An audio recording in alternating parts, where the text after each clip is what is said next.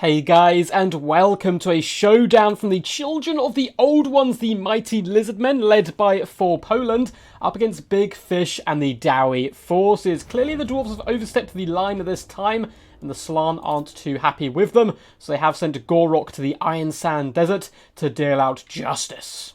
Now, for the forces of the Lizardmen, it's going to be a very wide formation as to be expected up against the Dwarvish folk. We have Saurus Warriors in a meaty central pocket, and then Skinks cohort on the flanks. Looks like a lot of these guys are chevroned up as well, at least the Skink cohorts are.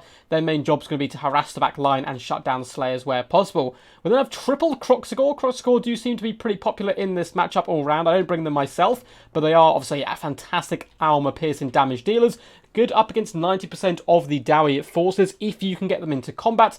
Nice and healthy. Of course, Slayers will snap them up, as well as guns from long range. In the back here, we do have an Ancient Salamander, who once again has been nerfed slightly, but nothing that is actually significant. The mass of the Ancient Salamander has been brought down, but you never really see them in combat, to be honest, doing too much work, so nothing too crazy there. Ancient Salamander is actually pretty decent in this matchup. Once again, like the Kroxigor, if you can protect the Salamander, and it fire without, too much repercussions, because Thunderers and Quarrelers will slaughter it very quickly, and it can do big burst damage to tightly packed units, such as the Dwarfs, your High Elves, factions like that. For the leadership core, we do have a Skink Chief leading the forces here, just bounding towards the enemy, quite jolly. He's obviously going to be shooting characters all day, as well as Slayers. And then we have the mighty Gorok, the Great White Lizard, coming with the Shield of Eons, as well as Stand Your Ground and Rock of Itza. It does seem the Lizardmen did not decide to bring a caster. Even up against the Dwarfs who have magic resistance, I would always 100% recommend bringing a caster every single game you physically can, because even if you just have one with Manticore Summon, it's certainly going to get its value back, and it's free resources that you're kind of giving away. We do have Polearch Centaurs as well as double Terran Riders up in the skies, looking to harass the back line here of the Dwarvish line. For the force of the Dwarves, we have a mixture of miners as well as longbeards dotted all the way throughout. Pretty standard stuff. Longbeards will hold for an incredibly long time up against Saurus and barely take a scratch from Skinks. And the Blast and Charlies are very good at getting rid of red-crested Skinks and other such units. In the secondary line, we have Ekron miners and some more miners to copy those shots up and over the enemy formation to do some lovely damage in that front line. We have some Quarrelers with great weapons, in fact, dotted in the back line, one on either flank, as well as double Iron Drake Troll Hammer torpedoes sandwiched in between. These guys are an absolute hero in this matchup. Huge armor-piercing anti-large damage will slaughter large dinosaurs in a matter of seconds, particularly those Kroxigor as well, if you can protect them. Only 21 guys in a unit, although 125 armor means they're pretty impervious to those Skink javelins and such forth. Particularly Terran Rise dropping bombs on them won't even really affect them. Apart from that, we do have 2 units of Slayers as well in the back line, or 3 units in fact, one of which is the Dragonback Slayers to help protect the expensive investment of the Iron Drakes. And then leading the force, we have a Runesmith coming in with a simple Rune of Wrath and Ruin, I would assume. Yep, looks like that is just what it's going to be. And a Rune Lord, once again, coming with the Master Rune of Wrath and Ruin. So really looking to slow down large creatures and then pound them down with the Iron Drakes. Not a bad strategy whatsoever. Looks like Ancient Salamander is going to vomit up the first fireball of the day. Big damage straight away onto Longbeards, only killing one of the pretty tough to kill Longbeards. They didn't survive this long to only be killed by a gigantic lizard, although one of them unfortunately has fallen. I'm sure that lizard will go into the Great Book of Grudges, as a load more of Longbeards do meet their doom in fiery death. Iron Drakes are currently launching shots into the Skink Chief, not really a target they want to bother with, but it looks like a few shots are going to be hitting these Saurus Warriors now, a far better target, although realistically they really want to be hunting down those Kroxigor where possible. Ekron Mines are unleashing hell upon the enemy with those blasting charges, although Gorok the Mighty comes with a big clattering slam into the shield wall of the Dwarfs, who are desperately trying to reform the ranks as Kroxigor do start to pierce through. And good play by the Lizardmen player. He wants to push straight through onto the back line to shut down those Troll Hammer torpedoes where possible. Dragonback Slayers, though, coming in with the counter punch for the Dwarvish forces. Polearch Centaurs may want to consider dropping their rocks here to try and clear out some of the Slayers. Over on the far side, it looks like we have had our rock drops. Terran Riders bombarding the Quarrelers as well as the Iron Drakes. Iron Drakes taking 0 damage from it. They're particularly tanky here. Kroxigor's desperately trying to force their way through with the Saurus Warriors, but a mixture of blasting charges as well as Dwarvish axes and picks have halted the advance on this right-hand side. And across the board, Kroxigors are struggling pretty poorly. This one on the left is doing okay up against Longbeards to hopefully shatter this left-hand side, allow the Saurus and Skinks to pour through and eventually shut down the Quarrelers. Pterodons currently putting their lives on the line to stop the Iron Drakes fighting. They're not doing too much damage, but as long as they stop them shooting, they're making in some pretty good work. Gorok, completely surrounded by his enemies, is exactly where he wants to be. Dwarvish blood coating his face and shield. He does use that shield quite aggressively. Some lovely animations there as he slaughters and pops the head off a Dwarven Slayer before going after the next one as a load of friendly fire comes in from some blasting charges. Desperately trying to do damage where they can to the Kroxgor.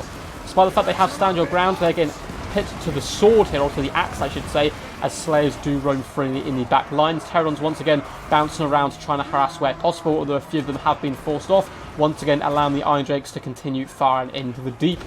In a sense, the Ancient Salamander has now switched her priority onto the Quarrelers with great weapons, used up a lot of her ammunition but only really been focusing down 1 or 2 targets. Unfortunately, Iron Drakes have flame resistance, so she's not going to be able to use to shut those guys down, which would be a key target.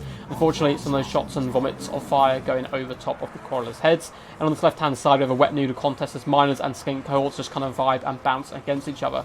Dwarfs certainly get into the ascendancy, it would seem, although one unit of Iron Drakes has been compromised by Saurus Warriors. He needs to peel these guys away and buckle or breach the gap, I suppose, once more with the Longbeards to hold the enemy back.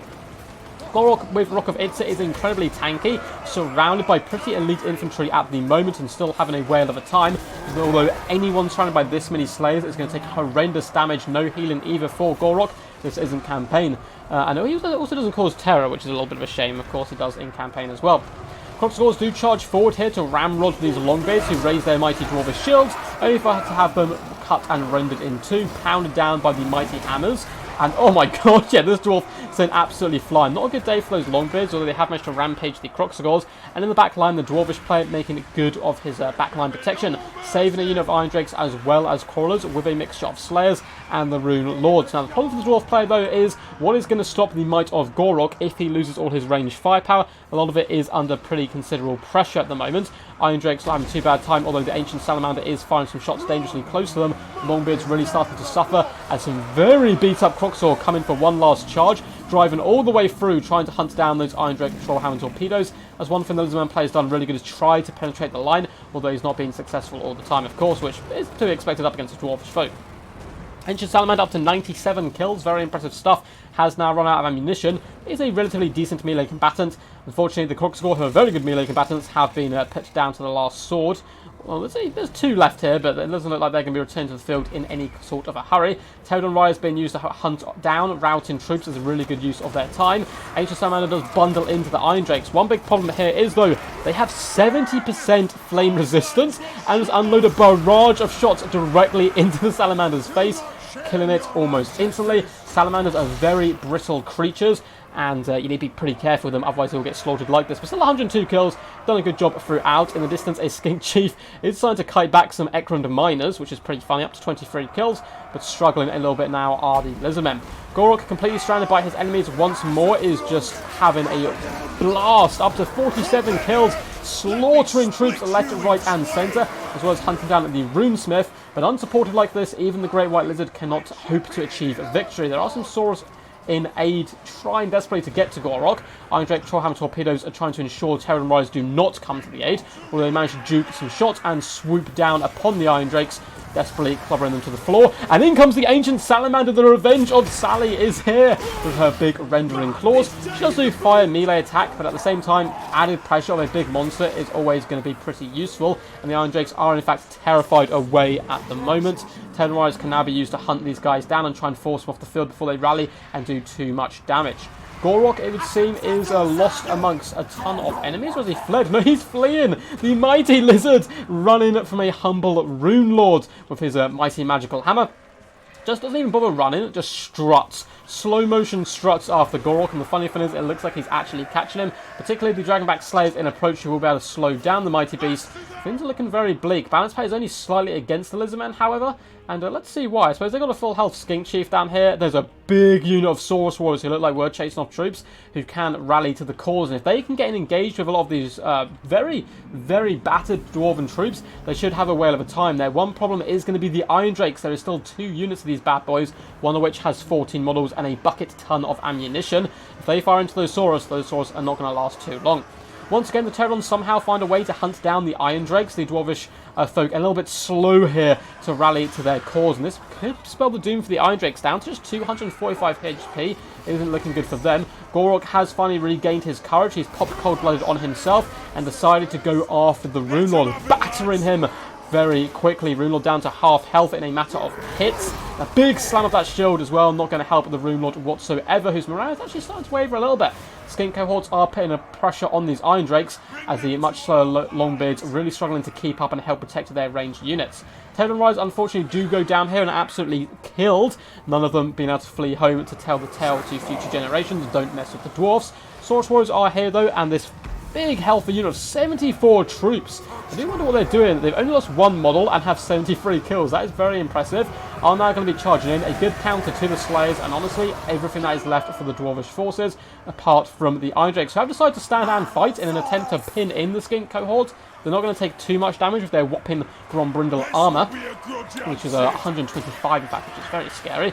And they're going to allow the Longbeards now to sandwich the Skinks in between them, hopefully break them off the field. But these Iron Drakes certainly need to get back into this main fight and start obliterating these Saurus Warriors. Rune Lords are not good melee combatants, at least not as far as most Lords go. Saying that, they have managed to beat back Gorok, at least for now, who Cold-Blooded is still popped on him, down to just 192 health, but 50 kills, and been a massive distraction. Carnifex sucking in so much of the resources of the Dwarvish force, and coming out still alive.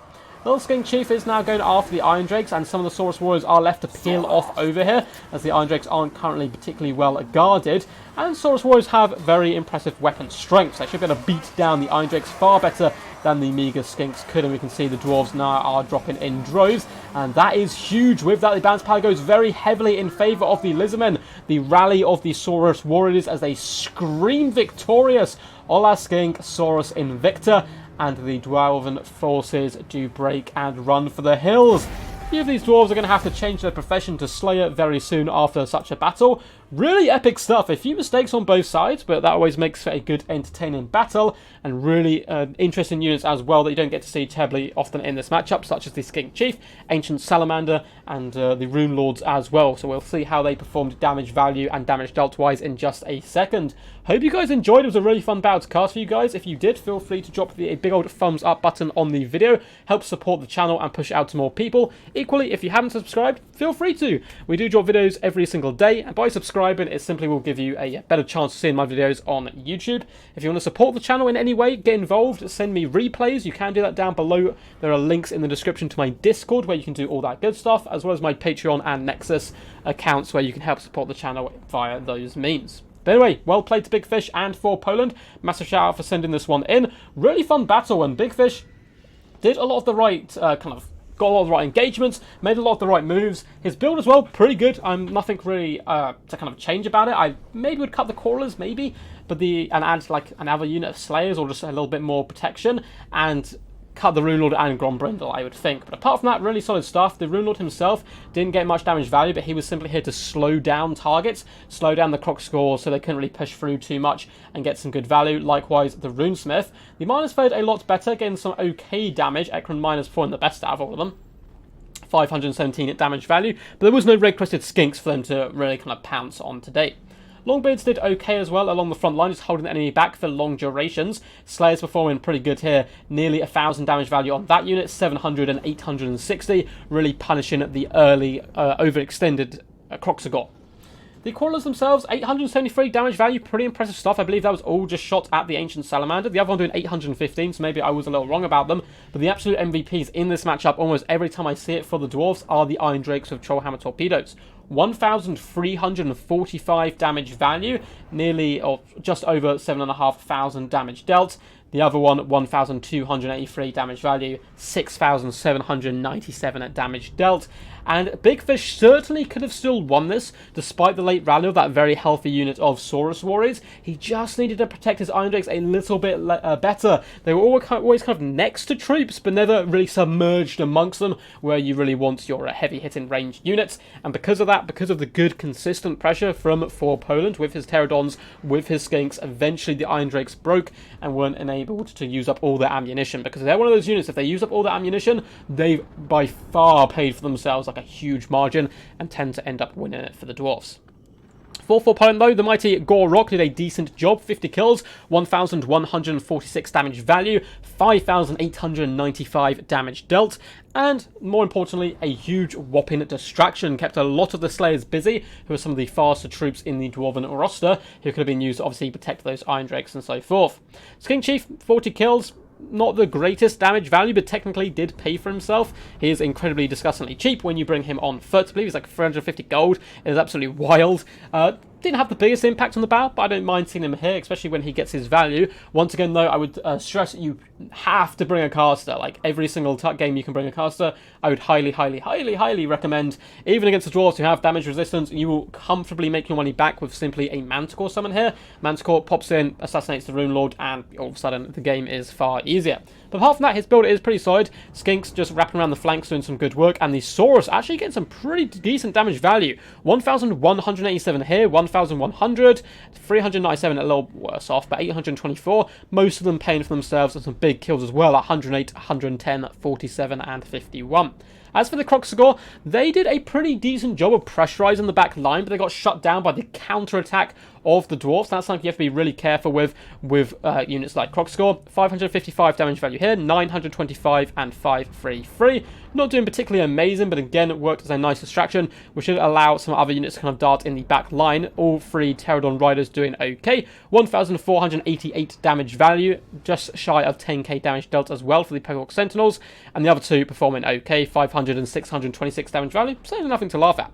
As for the Ancient Salamander, this is one of the matchups, as I said earlier on, any army which tends to have tightly packed, expensive infantry, Dwarfs, High Elves, Dark Elves, and other such units, Ancient Salamanders are certainly very viable.